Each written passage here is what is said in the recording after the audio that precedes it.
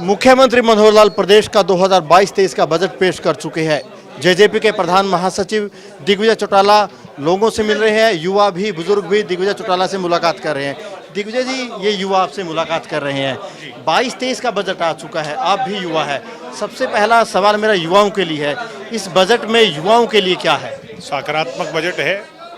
सबसे अच्छी बात, अगर हम अपनी नई पीढ़ी को उसका भविष्य सुरक्षित करना चाहते हैं तो उसकी एजुकेशन को सुरक्षित करना होगा, सेकेंडरी उसकी हेल्थ को सुरक्षित करना होगा, उसके बाद सारी बात की डेवलपमेंट है। और इस बजट में सरकार का ये फोकस रहा कि एजुकेशन, हेल्थ, इंफ्रास्ट्रक्चर और हर चीज़ को चौतरफा विकास सरकार करे। मुझे बड़ी खुशी है, बहुत सकारात्मक बजट आया। अब बारी है इस बजट को ज़मीनी हकीकत बनाने की। मुझे ये उम्मीद है कि जो पैसा सरकार ने जारी किया है, ये एक एक पैसा जनता के हित के लिए, लोगों के हित के लिए लगे, हरियाणा चमके, हरियाणा उज्जवल हो, हरियाणा का युवा आगे बढ़े, हरियाणा के युवा को रोजगार मिले। और रोजगार के लिए भी मुख्यमंत्री जी ने विशेष का ही मेरा अगला सवाल था। आपने शिक्षा की बात की, स्वास्थ्य की बात की, लेकिन जो युवा 300-400 युवा भी बाहर खड़े हैं आपसे मिलने के लिए, इन युवाओं को रोजगार कैसे मिलेगा? इंडस्ट्री की बात करें, इंडस्ट्री आप लोगों के पास है, महकमा डिप्टी सीएम साहब के पास है, रोजगार आपके पास है। सरकारी तौर पर अब सरकार ने कौशल रोजगार निगम बनाया है, उसमें रजिस्ट्रेशन हो रही है। वो भी बहुत सारे साथी हमारे पास आ रहे हैं।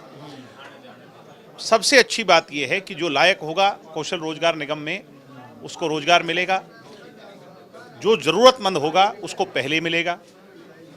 ये प्रयास तो सरकार कर ही रही है, सरकारी नौकरियां सरकार निकाल ही रही है। इसके साथ साथ 75% आरक्षण की लड़ाई माननीय हरियाणा और पंजाब हाई कोर्ट के अंदर जारी है। सुप्रीम कोर्ट में हम जीत के आए हैं। मुझे उम्मीद है कि हाई कोर्ट भी हमारे पक्ष में 17 तारीख को फैसला देगा।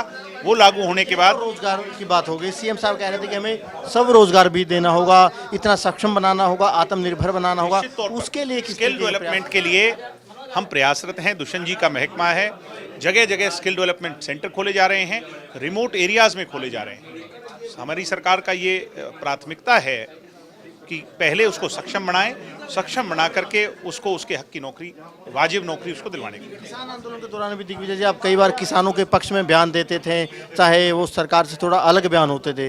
अब जो बजट पेश किया गया, किसानों के लिहाज से आप किस तरीके का बजट? ये सबसे ज़्यादा बजट इसमें है तो किसानों के लिए, एग्री और एग्री डेवलपमेंट के लिए है, तो वो ठीक तरीके से लगेगा। इरिगेशनल के लिए बहुत बड़ा बजट है, तो वो सारी चीज़ें ठीक तरीके से इम्प्लीमेंटेशन की ओर जाए। सरकार अपनी जिम्मेवारी निभा चुकी है, अब जिम्मेवारी है अधिकारियों की, मंत्रियों की, कि उस बजट की इम्प्लीमेंटेशन ग्राउंड तक पहुंचे। मुख्यमंत्री, उप मुख्यमंत्री का जो सपना है वो साकार। गांव की बात कर लेते हैं। गांव और पंचायतों का बजट भी डबल कर दिया गया, डबल से ज़्यादा कर दिया गया है। आने वाले दिनों में पंचायत चुनाव भी होने हैं। कहीं ये इसलिए तो नहीं किया गया कि पंचायत चुनाव होने हैं, पंचायत चुनाव की एवज में डबल विकास हो जाए तो इसमें बुराई क्या है? इसको इस तरीके से देखना चाहिए। आप इसको इस तरीके से देख रहे हो कि वो डबल कर दिया गया है, कहीं उसके लिए तो नहीं।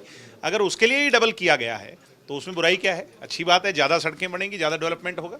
विपक्ष की बात कर लेते हैं। नेता प्रतिपक्ष, पूर्व नेता प्रतिपक्ष कह रहे हैं कि आप लोग तो कर्ज ले रहे हैं, घी पी रहे हैं। कर्ज लेकर तो कोई भी घी पी सकता है, लगातार घाटा बढ़ रहा है, कर्ज बढ़ रहा है। कर्ज जो बढ़ रहा है उसको हम चुका भी रहे हैं। इसके अंदर उस डेट को चुकाने के लिए भी आज तक का हरियाणा का सबसे ज़्यादा रीपे जो बजट है, जो हम दोबारा बैंकों को देते हैं, वो हमने सबसे ज़्यादा इस बार किया है। क्या भूपेंद्र हुड्डा ने या और लोगों ने इतना कर्ज चुकाने का काम किया? नहीं किया। इनने तो सिर्फ हरियाणा के सिर पर ये बोझ डाला। हमारी जो पूरी पुरानी सरकार थी उस समय हरियाणा पे कोई कर्ज नहीं था। चौधरी भूपेंद्र सिंह हुड्डा जी की सरकार में ये कर्ज बढ़ करके 2.25 लाख करोड़ तक पहुंच गया। हालांकि उसके बाद ये बड़ा है, मैं नहीं कह रहा घटा है, मगर उसको रीपे भी हम कर रहे हैं। हमारा लक्ष्य है कि हम अपने सिर से इस कर्ज को उतारें, हम कर्जवान ना हो। हरियाणा में जो बच्चा पैदा हो उसके सिर पर कोई कर्ज ना हो, उसकी सरकार पर कोई कर्ज ना हो। एक सवाल बीबीएमबी का और एनसीआर का कर लेते हैं, क्योंकि बड़े मुद्दे हैं दोनों के दोनों। सीएम साहब कह रहे हैं कि एनसीआर का दायरा घटाएंगे और बीबीएमबी के मुद्दे पर विपक्ष कह रहे हैं कि चीजों पर सरकार ने फ्लोर ऑफ द हाउस में बजट पेश करते हुए बहुत सीरियसनेस दिखाई। और जो नुकसान हमें, एनसीआर का फायदा कम और नुकसान ज़्यादा, ऐसे में उसको कम कर करके जहां तक उसकी साहब कह रहे हैं कि कैलकुलेशन गलत है सरकार के। एनसीआर में रहने से फायदा ही होना है, नुकसान नहीं। एनसीआर में फायदा निश्चित तौर पर होना है, मगर जहां तक प्रैक्टिकल उसका वो है, रीच आउट है एनसीआर की, वहीं तक होना चाहिए। अब उसे बहुत ज़्यादा आगे बढ़ा देंगे, उसका नुकसान ज़्यादा होगा उस इलाके को। अब गुड़गांवा है, फरीदाबाद है, बहादुरगढ़ है, तो नेचुरली इसको एनसीआर में, मेवात है, इसको एनसीआर में रहने का फ़ायदा होगा, रोहतक तक फ़ायदा होगा। मगर और ज़्यादा इसकी रीच करनी, मैं मानता हूं कि आज उसका सही समय नहीं है। जब सही समय आएगा तो उसको करना चाहिए। एक आखिरी सवाल है, हम नैना चौटाला जी की हरी चुनरी चौपाल देखते थे, कल जो बजट पेश किया गया महिला दिवस के मौके पर पेश किया गया, महिलाओं के लिहाज से ये बजट आप कैसे देखते निश्चित हैं? तौर पर महिला, बाल विकास और इसके लिए भी बहुत बड़ा बजट, इतना बड़ा बजट ये पहली बार आया है।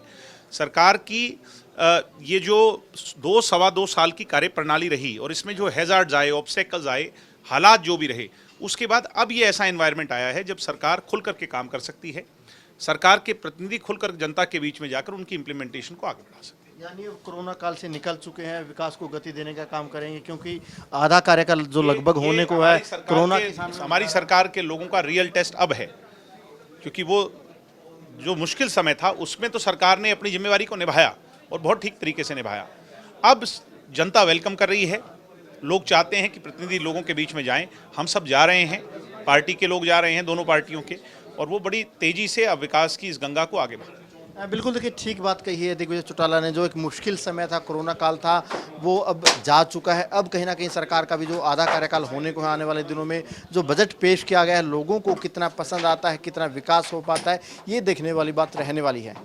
कैमरामैन जतिन के साथ अनिल मोर, खबरें अभी तक, चंडीगढ़।